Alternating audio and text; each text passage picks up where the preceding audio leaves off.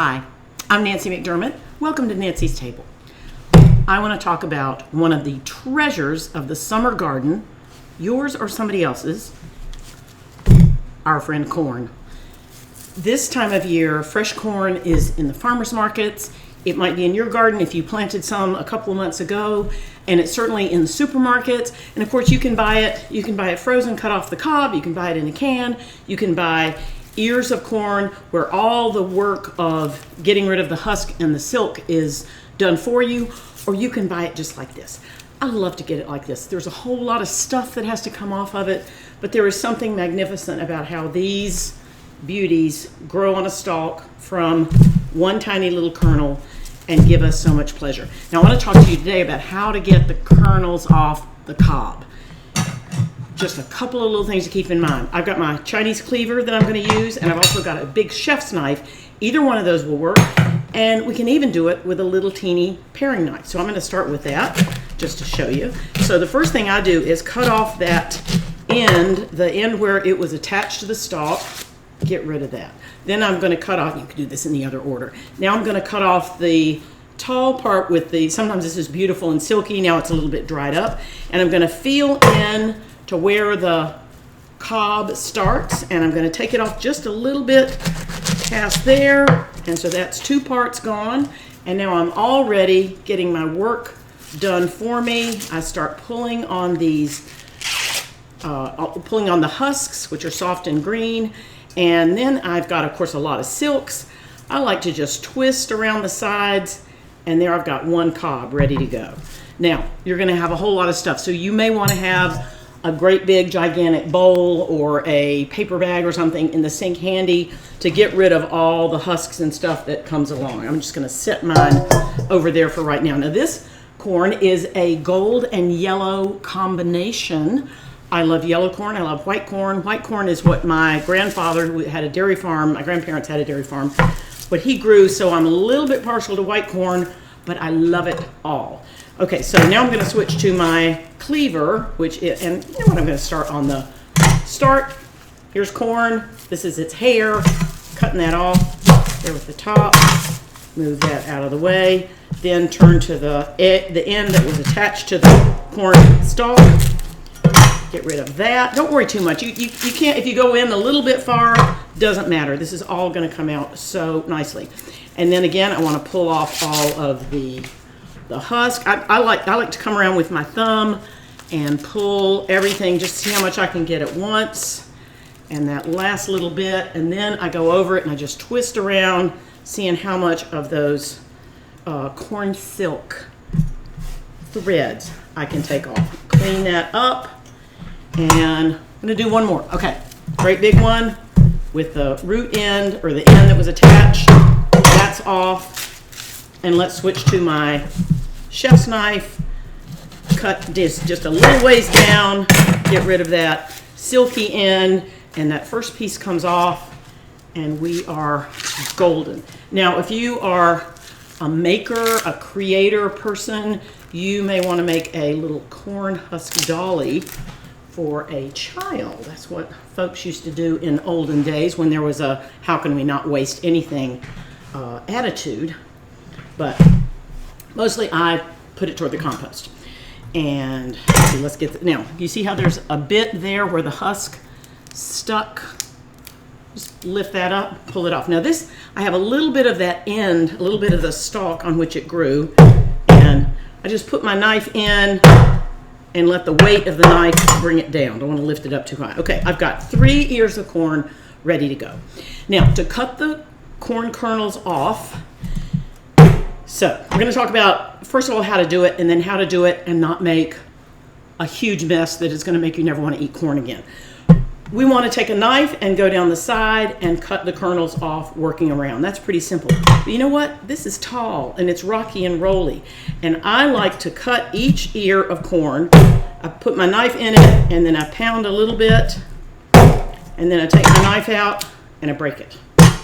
I put my bigger knife in. I'm going to keep the pointy growing top to the left, stalk in to the right.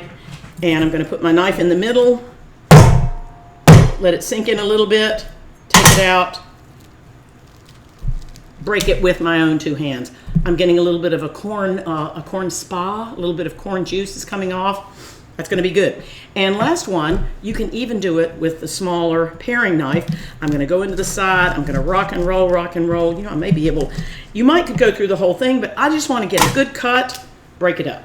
So now instead of 3 big long cobs, I've got 6 small ones. That's easier for me to deal with. Now, I could work inside this bowl, but that's kind of deep, plus you can't see. I don't have a glass bowl that big.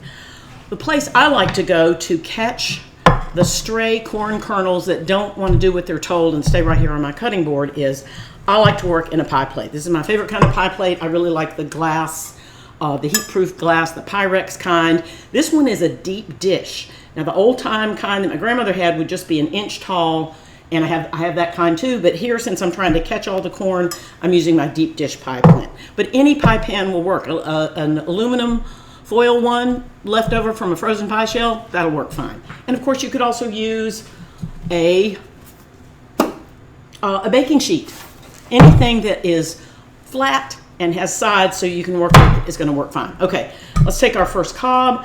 I'm going to use my paring knife here because I don't need all the weight and length of my bigger knives. So I'm planting it right in the middle. I've got that nice flat surface, and I'm going to dig in and just try to go straight down. And then turn it a little bit, quarter turn, girls. Go straight down again. If I don't get every bit, it doesn't matter. I don't want to go in too. I don't want to be sawing. I want to get I want to get the sweet, juicy corn kernels that are easy to remove. So I'm just going down the sides and trying to keep it a good big cut. Let's see. There we go. So I'll come all the way around it. Now we're done, right? No, there's still so much goodness on here. If you eat corn on the cob, you know there's a lot left. So the first thing you can do is go around. See how I have corners now. I can go along those corners and cut that off and get a little bit of the juicy, milky part. That'll work. And let's see. Yeah, good enough. So this goes over into my discard pile. So you see how I've already got a little bit of the corn milk coming off. That's one. That looks like about a half a cup. Let's try a nice big one for the second one. Now this time I'm going to intentionally not go too deep because I want to show you about what the second step can be. Okay, I'm coming down the side. You see how I'm even getting some chunks. See how that is all lined up? They probably won't stay together, but I just think it's fun how sometimes they cling. All right, so I'm holding it straight and I'm going down the side, not too deep. Going down the side, going down the side. And you see all the corn is staying right here in all the juices. I don't even have to scrape it off the cutting board. There we go. Now, once I've got all the good kernels cut off, move that over. I want you to think about getting the milk, getting the juice out. Take a butter knife, a table knife, and use not the sharp side, but the flat side, and just push. Now, okay, so here's what I want to do is I want to rub this flat but not too sharp surface down the cut open kernels to get the milk, the juicy part that's still in there, but it's hard to do it at this angle. So in working on it, I like, and of course, I should be wearing an apron, but I like to hold it in my hand and pull toward me. And look what I get. Look how much of that good creamy part comes off, especially at the end. So I'm just pulling it toward me. I'm just placing, and you're not going to get cut because this is a butter knife. It's not going to do anything. And I'm not even using the sharp side of that. I should actually keep all this together so you can see how much I get. I'm just working my way around. You don't have to look for the sharp pieces. If you go all the way around, you're going to get everything. And look how much goodness I got here. Goodness gracious me. Pretty much all of that juicy, milky, sweet center of the corn came out. So that kernel is done. Let's do one more. Let me show you another trick. If you want it, maybe you're going to make cream corn. Maybe you're going to make a corn soup and you're going to buzz it up in the food processor or the blender. You can take your sharp knife and cut down the center of the rows of corn. And this will cause the milk, and I'm not getting every row, this is not a real precise thing, but come down the sides and open them up. You will split some of them open, and that is going to make that juiciness come off, and it's going to make them come off not in big kernels but in small ones. That's another thing. Not necessary, just if you're making cream corn and you really want it to be broken up from the get-go, that's a good way to go. Okay, let's go with the big one. So now I split that one. You wouldn't have to. I'm going to hold it tight. I usually, if here's the big base, small top, I do small top, big base down. Okay, so I'm cutting and I'm cutting. You can hear, this is very efficient. This goes fast. Can you hear it? Can you see it? And this is the way, if you're trying to get big chunks that stay together, this is the way to do it. And now we're going to come back and oh, I missed a spot. There we go. I'm going to come back and I'm going to milk along this side. 1, 2, 3, 4, 5, 6. Now I've got all this good corn juice on my hands. This is ready. So I've got, I'd say that's about maybe 2 cups there, and that's 3 stalks, 3 ears. I would say I wouldn't count on getting a cup from an ear. If it's a great big one, you might. But I'd say if I wanted 5 cups of corn, I'd get 7 ears. Always get too much. Having a leftover, having an extra ear of corn that you don't need in the fridge, that's the base for a soup. That's put it in the microwave. That's a treasure. So don't try too hard to estimate. Just get more than enough and think of other things that you can do with it. Because when we've got fresh corn in season, I think we can't eat it too much. You can throw it in cornbread. You can put corn in grits. Oh my goodness, my friend, who did that? Oh, my friend Nikki Miller-Ka, who is Nick Snacks, showed her meal the other day, and she had a gorgeous pork chop and greens or green beans, something from the garden, and she had made grits, which are of course made from cornmeal, and she put corn in them. Oh, genius. How'd she know? Okay, so here I've got this beautiful corn. I can put it in the fridge, and tomorrow I can simmer it with a little bit of butter and just sort of stir fry it. I could parboil it, drop it down in boiling water for just a minute or 2, and then strain it out and drop it into salads. You can eat it raw. I could freeze it like this. Once you get it in this condition, you could do anything. So get some corn, break it down, do this messy part, get rid of these, and you're ready to go. And the thing that I want to leave you with is, if you think it's too messy, it's going to go everywhere, just get yourself a pie pan or a very deep bowl and capture all the little kernels before they have a chance to run away. Sound good? You can do this.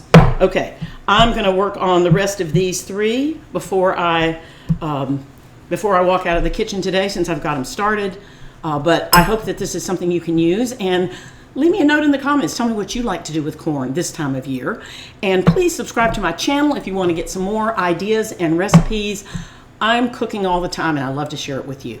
Thank you so much for watching, and I hope you have a delicious meal in your near future. Bye now.